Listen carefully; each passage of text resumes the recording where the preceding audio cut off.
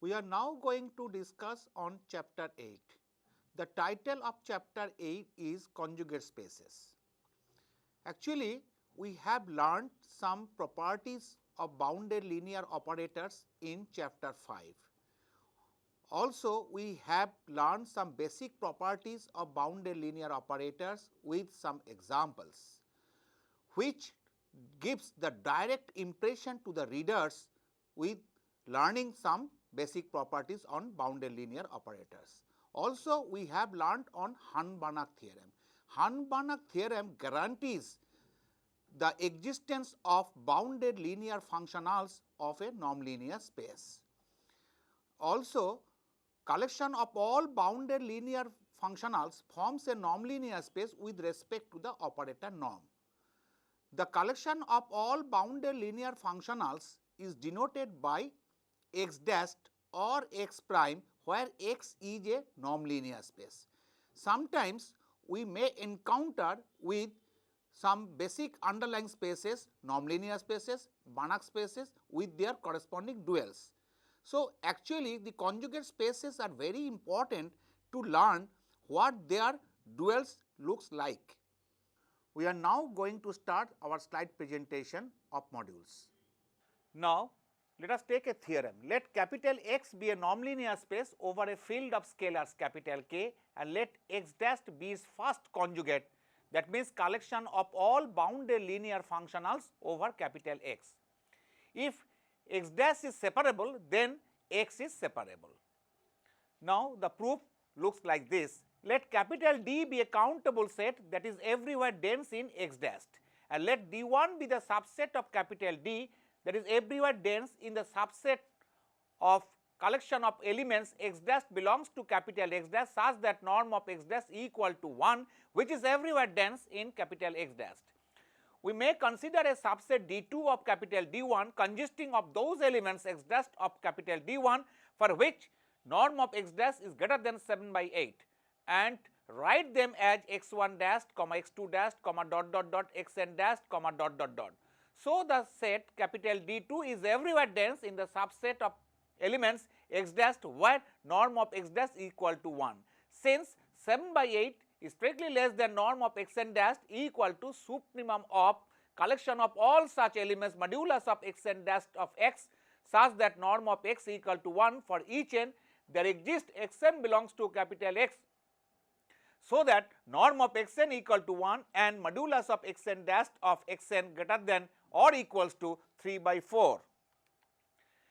Let M be the subspace generated by sequence of elements xn, then M contains a dense subset which is countable, namely the subset which is formed by only rational coefficients.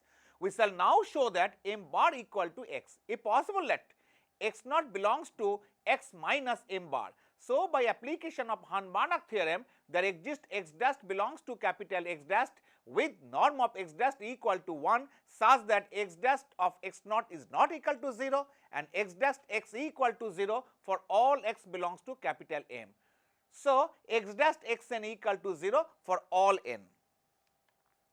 Now, 3 by 4 is strictly less than modulus of xn dash xn, which is equal to modulus of xn dash xn minus x dash xn, because x dash xn equal to 0, which is again equals to modulus of xn dash minus x dash into xn, which is again less or equals to norm of xn dash minus x dash into norm of xn, as xn dash minus x dash is bounded functional, and as norm of xn equal to 1, we get norm of xn dash minus x dash greater or equals to 3 by 4.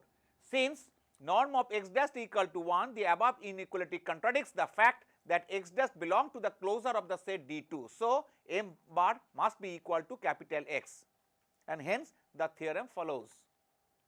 The converse of the above theorem is not true. That means, if x is separable, then x dash may not be separable. For this, we take an example.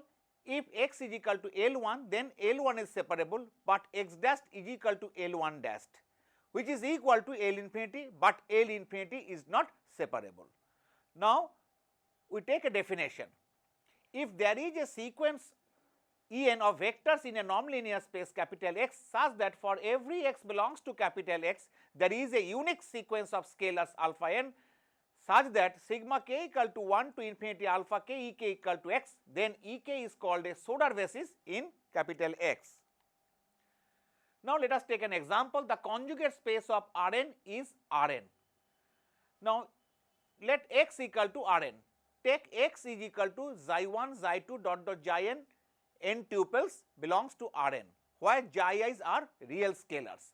Let Ek be a Sodar basis of Rn, where Ek equal to 0, 0, 0, 1 in kth place, comma 0, 0 dot dot 0, that is nth place is 0, where k equal to 1, 2, and so on.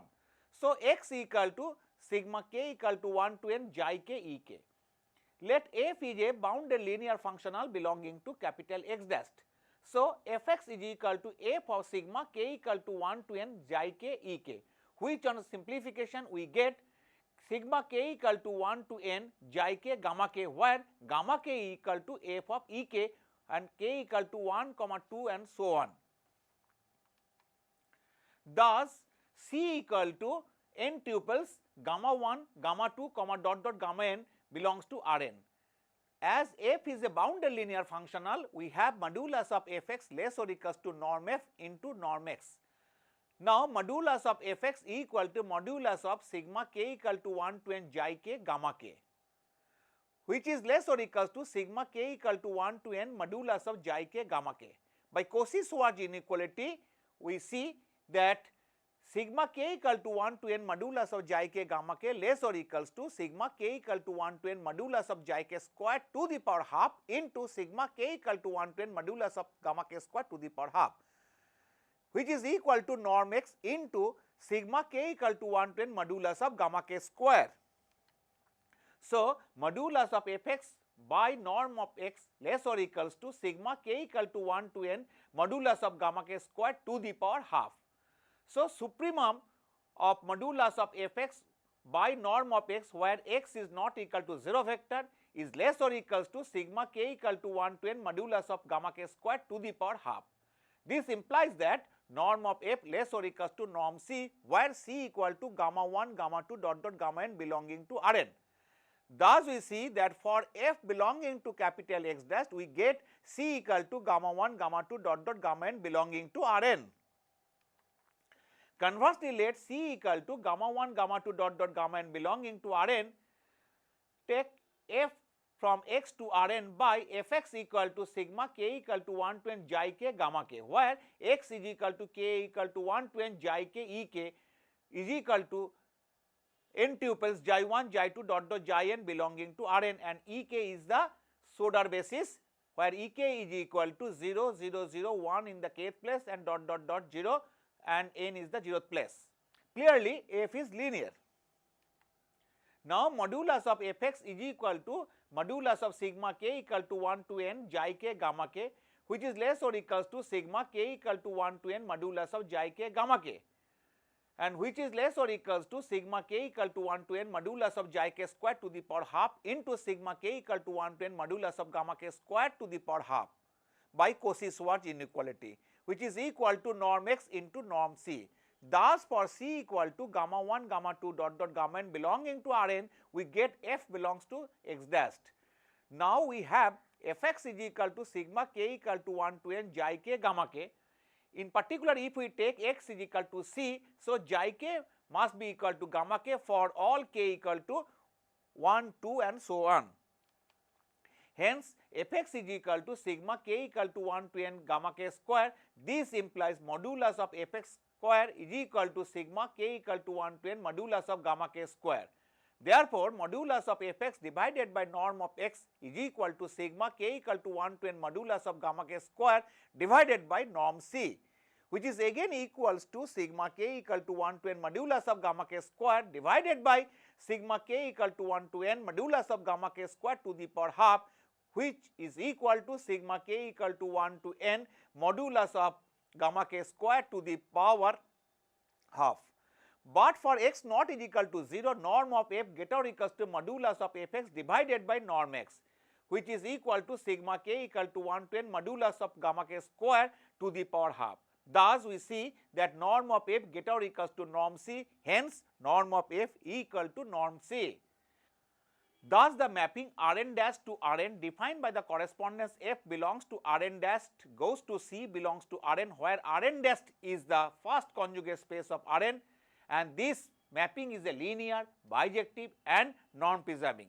So, it is an isometrically isomorphism, hence the conjugate space of Rn is Rn.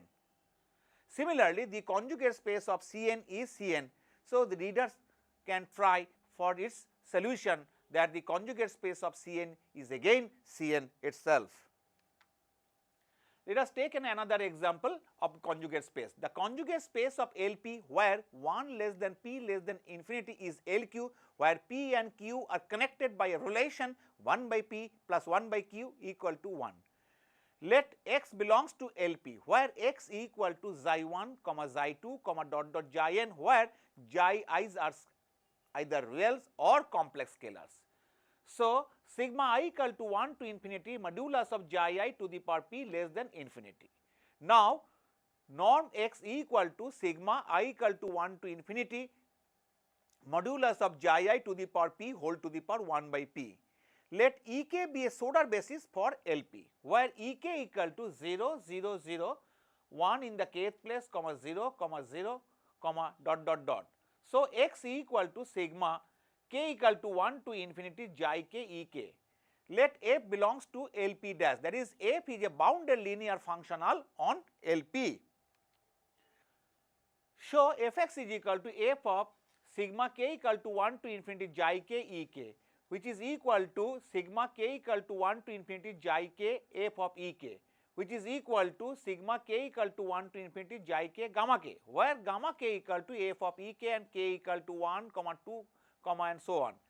Let xn belongs to LP where xn equal to xi1n, xi2n, dot dot xikn, with xikn is equal to modulus of gamma k to the power q by gamma q, where k less or equals to n and gamma k not equal to 0 and is equal to 0 otherwise.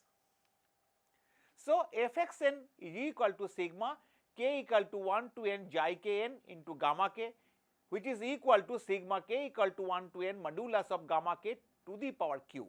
Now, modulus of fxn less or equals to norm of f into norm of xn as f is bounded, which is equal to norm of f into sigma k equal to 1 to n modulus of xi kn to the power p whole to the power 1 by p, which is equal to norm f into sigma k equal to 1 to n modulus of gamma k to the power q minus 1 whole to the power p and whole to the power 1 by p, which is equal to norm f into sigma k equal to 1 to n modulus of gamma k to the power q whole to the power 1 by p. We have used the relation 1 by p plus 1 by q equal to 1. So, sigma k equal to 1 to n modulus of gamma k to the power q less or equals to norm f into sigma k equal to 1 to n modulus of gamma k to the power q whole to the power 1 by p. This implies that sigma k equal to 1 to n modulus of gamma k to the power q whole to the power 1 minus 1 by p less or equals to norm f. This implies that sigma k equal to 1 to n modulus of gamma k to the power q whole to the power 1 by q less or equals to norm f.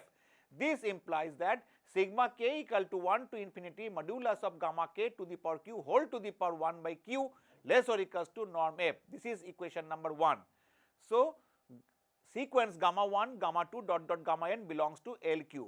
Thus, we see that for f belongs to LP dash, we get a sequence of elements C equal to gamma 1, gamma 2 dot dot gamma n, which belongs to LQ. Conversely, let C equal to sequence of elements gamma 1, gamma 2, dot dot dot gamma n, dot dot belongs to LQ.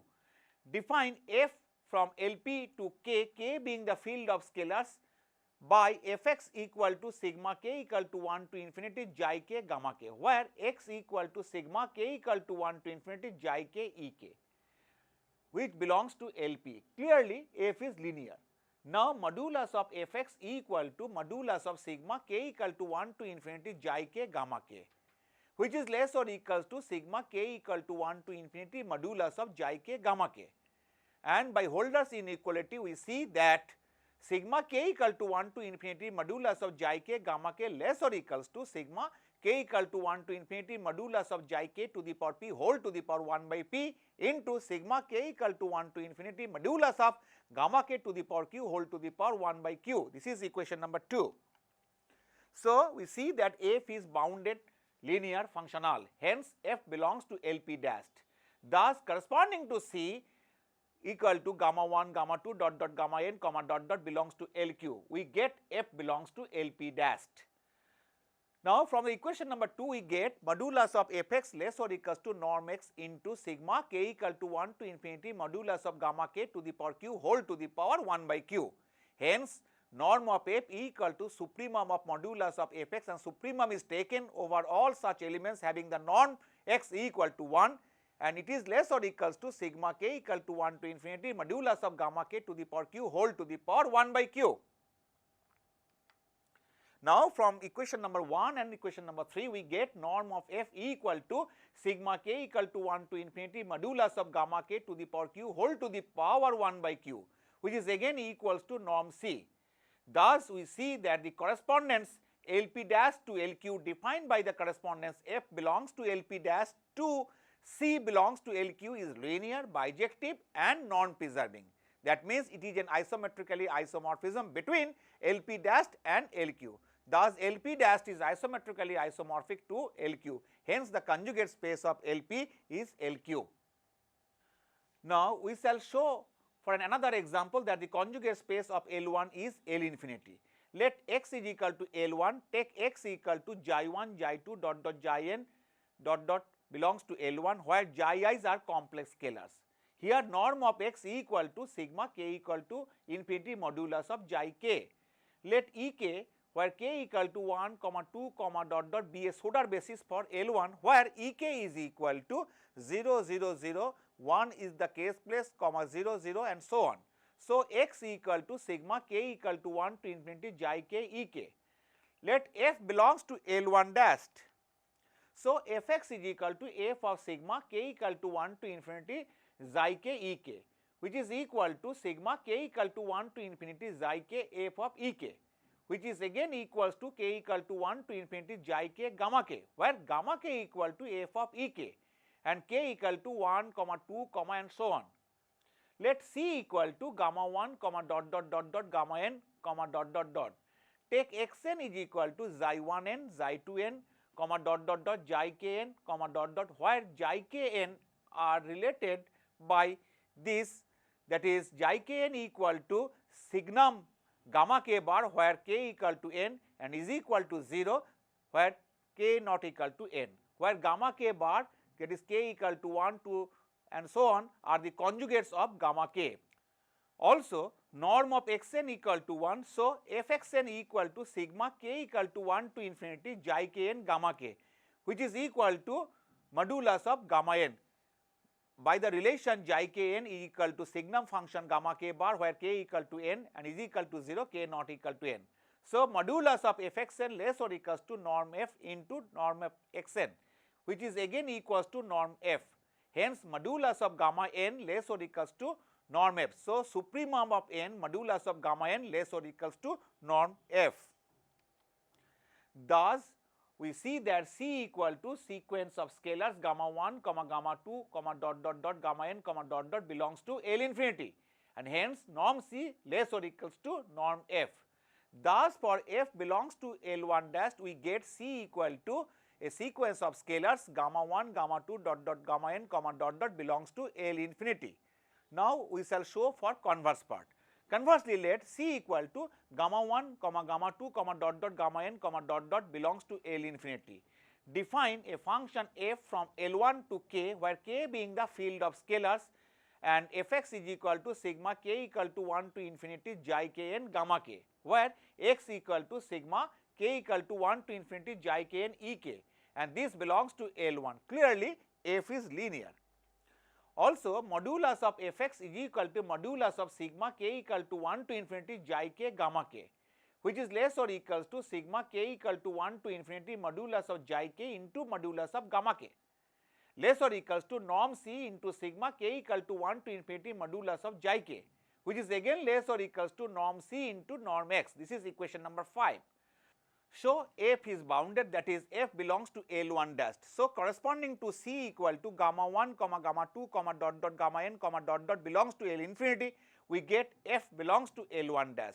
From equation number 5, we see that norm of f less or equals to norm C.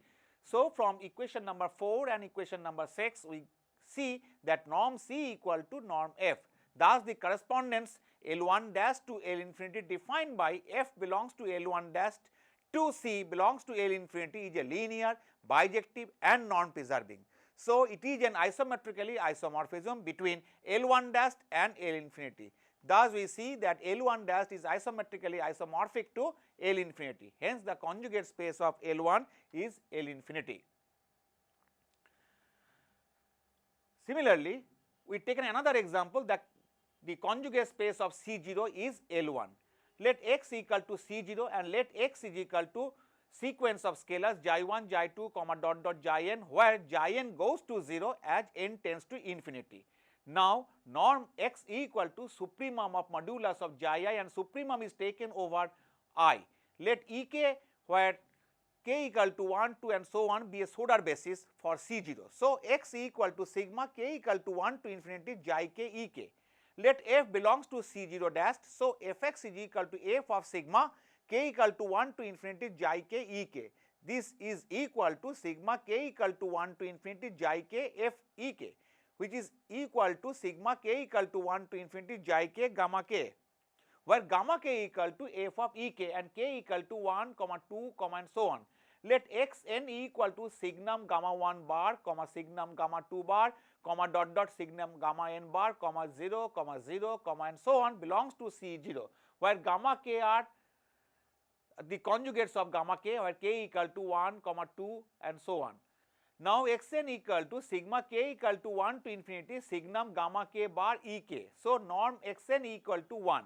Now, modulus of fxn equal to modulus of f of sigma k equal to 1 to infinity signum gamma k bar e k, which is equal to sigma k equal to 1 to infinity signum gamma k bar f of e k, which is again equals to modulus of sigma k equal to 1 to infinity signum gamma k bar into gamma k is equal to signum k equal to 1 to infinity modulus of gamma k. Now, modulus of fxn less or equals to norm f into norm xn is equal to norm f. So, sigma k equal to 1 to n modulus of gamma k less or equals to norm f. Hence, sigma to 1 to infinity modulus gamma k less or equals to norm f. So, C equal to sequence of elements gamma 1 comma gamma 2 comma dot dot gamma n comma dot dot belongs to L1 with norm C less or equals to norm f. This is equation number 7. Thus, for f belongs to C0 dash, we get a sequence of elements gamma 1, gamma 2 comma dot dot gamma n comma dot dot belongs to L1, which is designated as C. Conversely, let C equal to sequence of elements gamma 1 comma gamma 2 comma dot dot gamma n comma dot dot belongs to L1. Define a function f from C0 to k, k being the field of scalars, by fx equal to sigma k equal to 1 to infinity xi k gamma k, where x is equal to sequence of elements xi1 comma xi2 comma dot dot xi k comma dot dot such that where x is equal to sequence of elements xi1 comma xi2 comma dot dot xi k comma dot dot such that x equal to sigma k equal to 1 to infinity xi k e k, which is an element of C0, and xi n goes to 0 as n tends to infinity. Clearly, f is linear.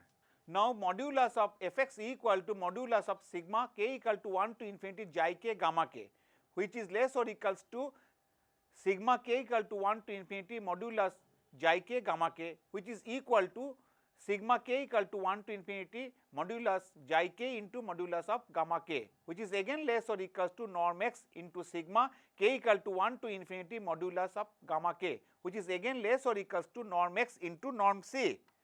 Thus, we see that f is a bounded linear functional, that means f belongs to C0 dash. Thus, for sequence of elements gamma 1 comma gamma 2 comma dot dot gamma n, which is designated as an element C, belongs to L1, and we see that f belongs to C0 dash, Also from the equation number 8, we see that norm f is less or equals to norm c.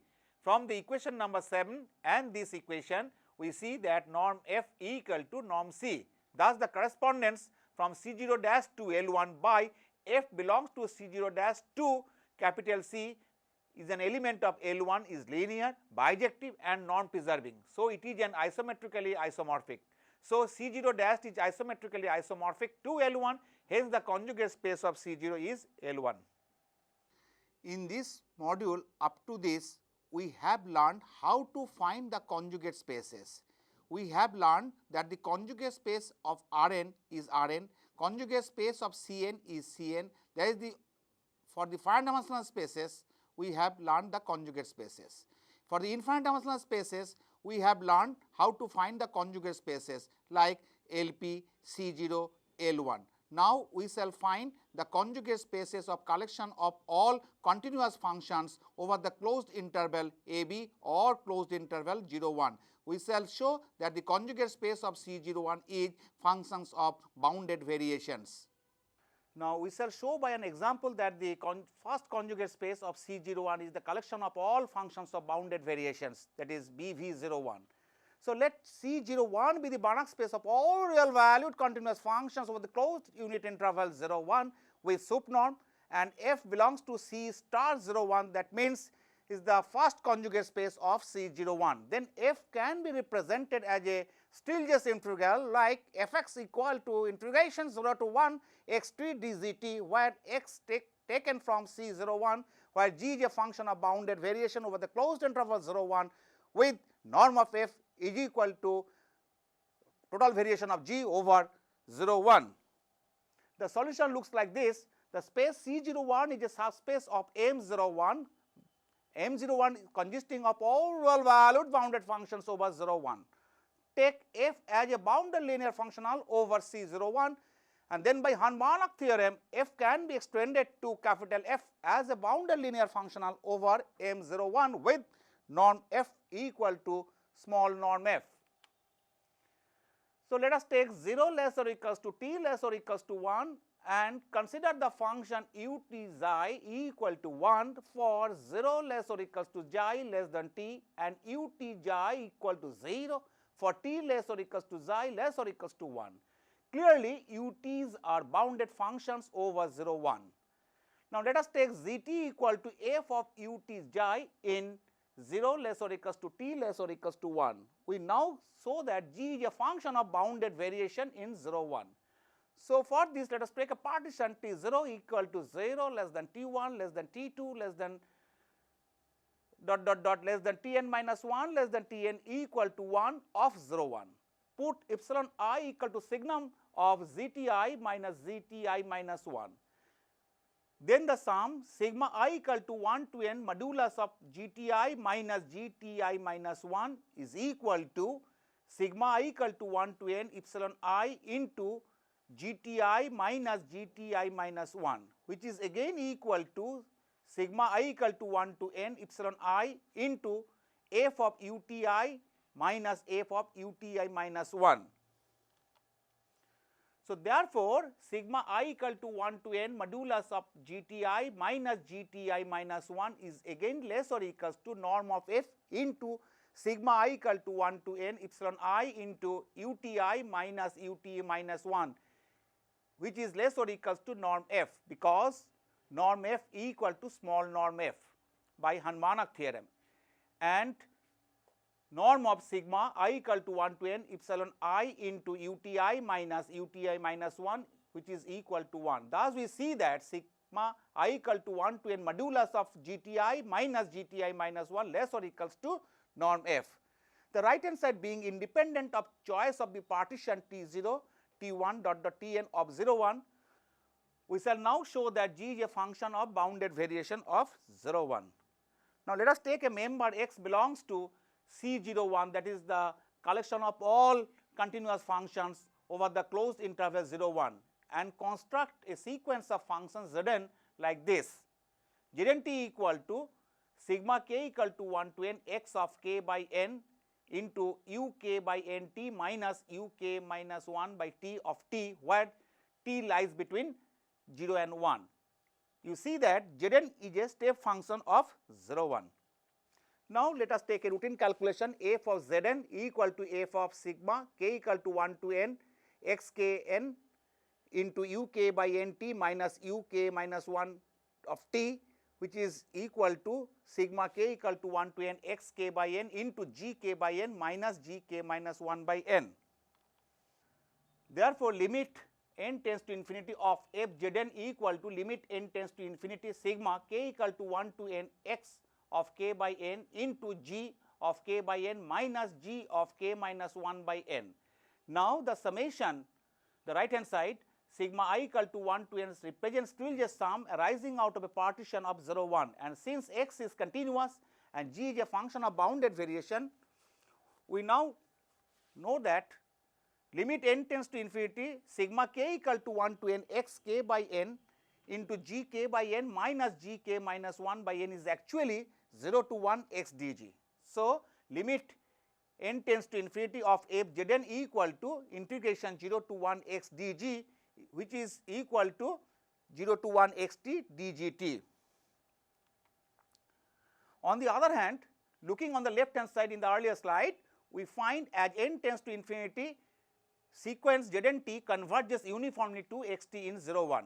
So, norm of Zn minus x tends to 0 as n tends to infinity. By continuity of f, we conclude that limit n tends to infinity f Zn equal to f x. Hence, we obtain f x equal to integration 0 to 1 x t dgt. Since f is an extension of small f from C01 to M01, there is the collection of all bounded functions over the closed interval 0, 1. We have for x belongs to C01, we see that f is identical to small f, and from the above we write f x equal to, that is small f x equal to integration 0 to 1 x t dgt, and this is the representative formula for f as a Stieltjes integral. Finally, we have to determine the norm f. By the earlier equation number 10, we see that sigma k equal to 1 to n modulus of gti minus 1 is less or equals to norm f. Since the right hand side does not change, by changing the partition 0, 1, we conclude that supremum of sigma modulus of gti minus 1, and supremum is taken over all such partitions over 0, 1, which is less or equals to small norm f. That means total variation of g over 0, 1 is less or equals to norm f, and this is equation number 11. So, again from f x equal to integration 0 to 1 x t dgt, we find that modulus of f x equal to modulus of integration x t dgt, which is again less or equals to sup of modulus of x t, and supremum is taken over the closed interval 0, 1 and into total variation of g over 0, 1, which is again equals to norm x into total variation of g over 0, 1, and this gives norm f less or equals to total variation of g over 0, 1. So, by the earlier equation 11 and 12, we see that norm f equal to total variation of g over 0, 1. Hence, the conjugate space of C01 is the collection of all functions of bounded variations over 0, 1. Up to this, in this module 1 of chapter 8, we have learned how to find out the conjugate spaces. We have found out the conjugate spaces of finite dimensional spaces like Rn and Cn. Also, we have found the conjugate spaces of infinite dimensional spaces like Lp, C0, L1, and right now we have been able to show the conjugate spaces of C01, that is the collection of all continuous functions over the closed interval 0, 1. With this, we now come to an end of this module 1 of chapter 8.